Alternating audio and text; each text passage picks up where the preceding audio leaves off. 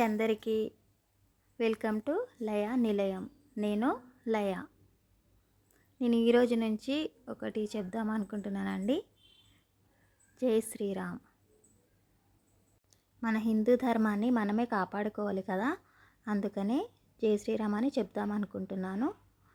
మీకు నచ్చితే మీరు కూడా కామెంట్లో జై శ్రీరామ్ అని టైప్ చేయండి. ఇక్కడ నేను హోటల్ స్టైల్లో ఈజీగా అయిపోయే గుత్తి వంకాయ కర్రీ చేస్తున్నానండి.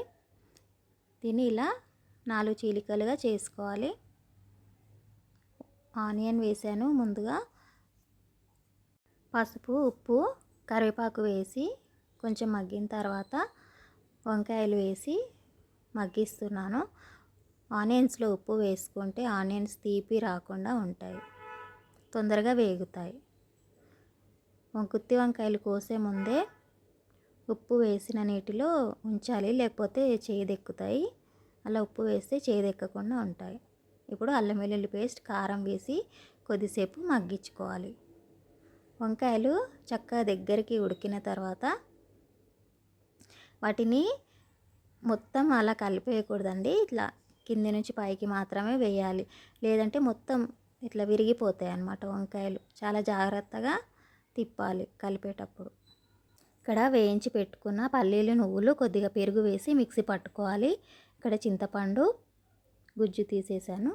గుత్తి వంకాయ కూర అంటే మసాలాలన్నీ దంచి చేస్తారు కదా, ఆ వంకాయలో కూర్చి, అది ఒక రకం.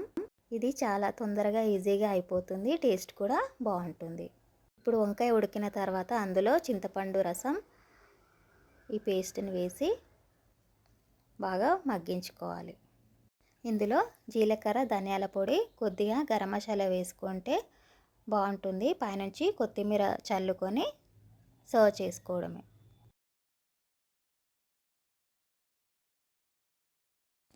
ఇక్కడ టిఫిన్లోకి మ్యాంగో ప్యూరీ, చపాతీ సర్వ్ చేశాను.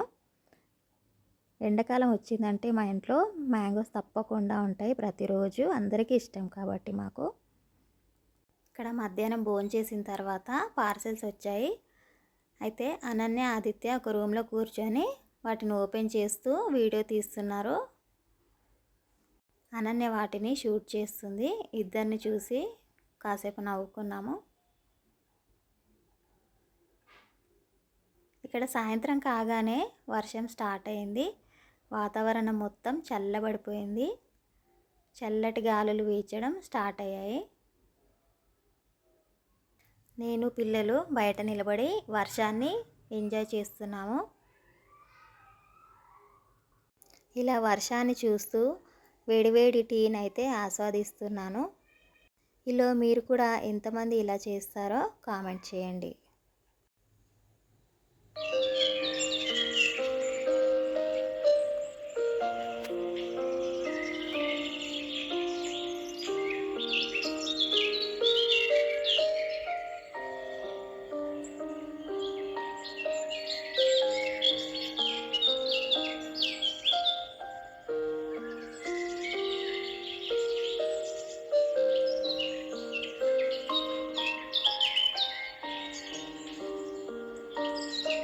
ఇలా వర్షంలో నేను వేసుకున్న ముగ్గులు తడుస్తుంటే చాలా అందంగా కనిపిస్తున్నాయి. ఇంకా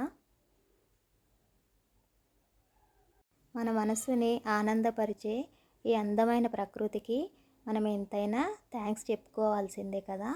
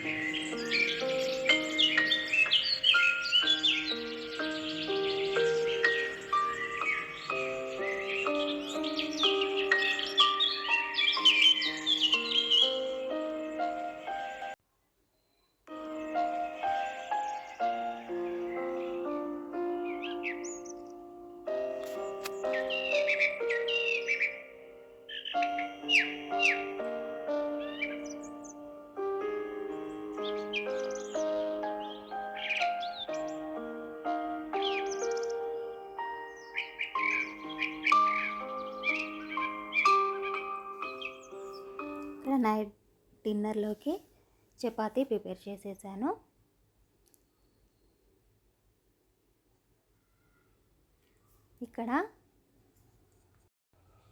ఇక్కడ వర్షం పడుతుందని సోలార్ లైట్స్ని లోపల తెచ్చి పెట్టేసుకున్నాను.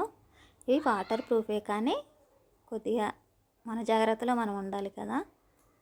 నీళ్ళు పడ్డాయి మొత్తం, అయితే కొంచెం తుడుస్తున్నాను. నైట్ ఇంట్లో పెడితే చాలా అందంగా కనిపించాయి లైట్స్ ఇవి.